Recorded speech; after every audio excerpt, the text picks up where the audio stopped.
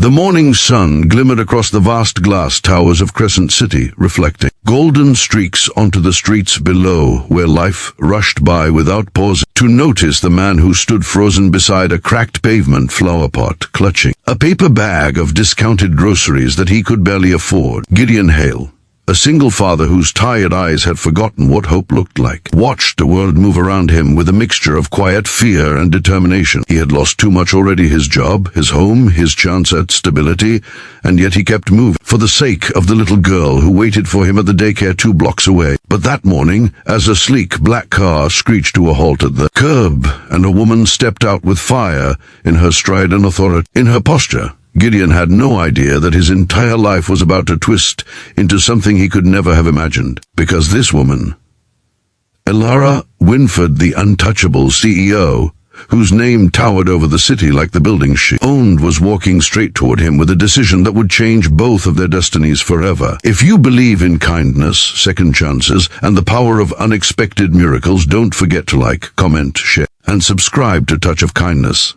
Your support helps us bring more life-changing stories to the world. Gideon never imagined that an ordinary morning could become the turning point of his life. But as Elara approached him on that bustling sidewalk, the energy around them shifted. Elara was not the kind of woman who walked anywhere unnoticed. She carried herself like a storm hidden behind calm eyes, the kind of person whose footsteps made people move aside instinctively. Known throughout the corporate world as ruthless but fair, brilliant but guarded, she was a woman who built her empire from the ashes of a childhood filled with loneliness and abandonment. She never smiled unless necessary, never stopped unless required, and certainly never asked strangers for anything. But today was different, because today she was clutching a letter that had cracked her perfectly built armor. An hour earlier, inside her glass-walled office on the 28th floor, Elara had found a forgotten envelope slipped beneath a stack of reports. Her assistant said someone had dropped it off late last night and refused to give a name. Inside it was a simple message written in a child's messy handwriting: "My dad works hard, but people don't help him. I hope someone kind will see him."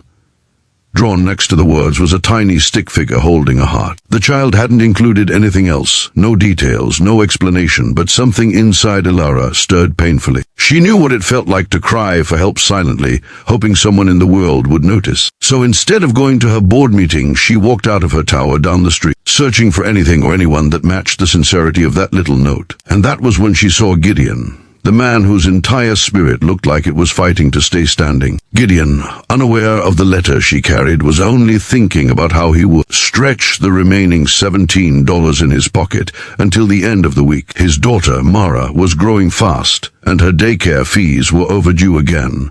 His landlord had already given him a final warning, and the job he once held at a construction firm had vanished the moment the company collapsed in a financial disaster that took half of its employees down with it.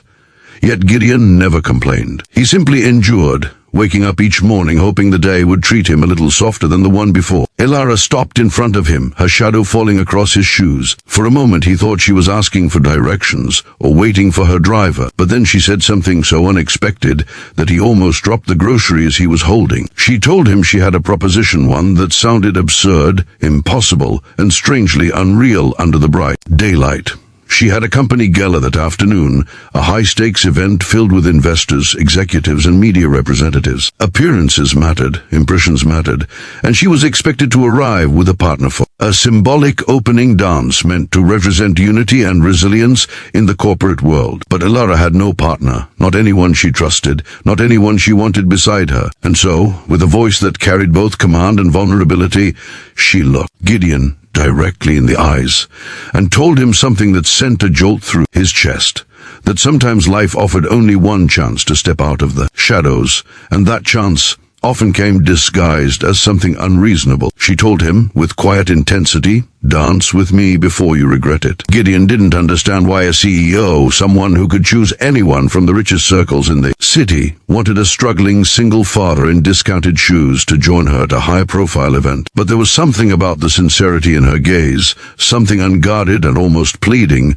That made him hesitate. The world around them seemed to blur as he tried to grasp what was happening, but Elara didn't give him time to fall apart. She simply handed him a small envelope and instructed him to open it only if he accepted her request. The envelope contained everything: transport, a tire, a temporary pass, but Gideon still couldn't shake the weight of pride and fear battling inside him. He had spent so much time avoiding the spotlight, hiding his pain, trying to make himself small so life would hurt less. Could he really step into a ballroom filled with power and wealth, knowing he didn't belong there? But then he remembered the drawing his daughter made last night of him, holding a superhero shield. She had told him softly, "Daddy, heroes don't stay in the dark." That was enough. Gideon accepted, not understanding why, but knowing that something inside him refused to keep living in the shadows. The afternoon sun streamed across the expansive hall when he arrived.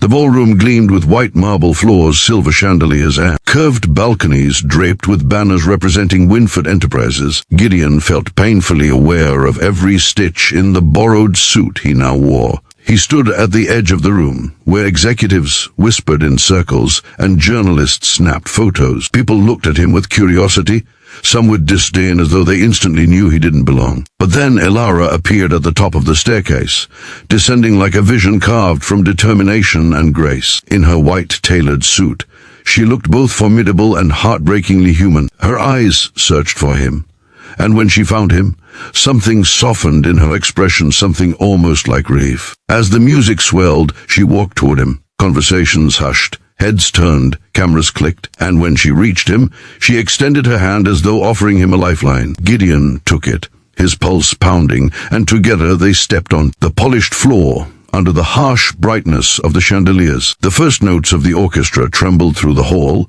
and Elara guided him with unexpected gentleness. Gideon stumbled once, not used to dancing, but she steadied him quietly. The people around them faded into a distant blur as the rhythm flowed between them. He felt every insecurity, every fear, every piece of broken pride dissolving slowly in the warmth of her presence. Elara, who had built walls taller than the skyscrapers she owned, seemed to let them fall one by one as they moved. Halfway through the dance, she leaned closer and whispered the truth behind the letter. She told him that someone had written about a hard-working father who deserved kindness, that someone had begged her to see the man the world overlooked. Gideon's throat tightened, tears threatened. He knew instantly who had written the letter: his daughter, his little Mara, who had somehow reached a woman who never allowed anyone to come close. When the dance ended, silence filled the hall for a brief moment before applause broke through like a rushing wave. But the applause wasn't for the elegance of the dance, it was for the story behind it. A story that Elara had courageously shared with the audience afterward. She spoke not as a CEO, but as a human who believed in giving someone a chance to step into light. She acknowledged Gideon's perseverance, publicly recognizing him in a way he had never been recognized before. Opportunities poured toward him like blessings he never expected.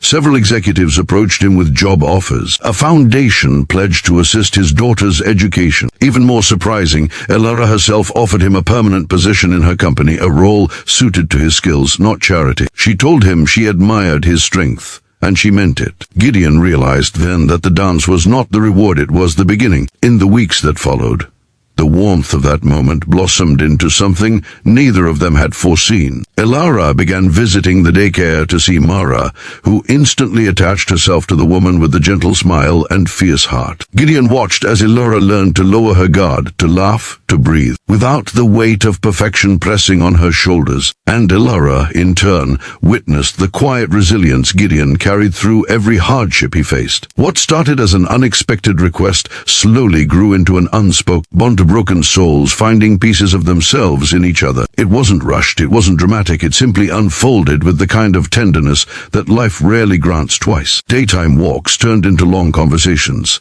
Shared meals turned into shared dreams. And every time they looked at each other, they knew something deeper was blossoming, something real, something healing, something they both feared but could no longer deny. As their connection strengthened, Gideon once asked Elara why she had chosen him in the first place. She simply said that sometimes the universe whispers louder than fate, and she had decided to listen for once. And now, as the sun stretched golden streams across the city once again, Gideon stood beside Elara on the rooftop of her headquarters, watching Mara chase butterflies near the potted plants. He realized that the world had not given him a miracle, it had given him a chance. and he had taken it. If this story touched your heart, please like, comment, share, and subscribe to Touch of Kindness. Your engagement keeps these emotional stories alive. Special request, comment below. Kindness creates miracles. If you felt something while reading this story. And with that, their story of healing, courage, and unexpected love continued quietly, beautifully, and forever changed by one simple invitation to dance before regret could ever win.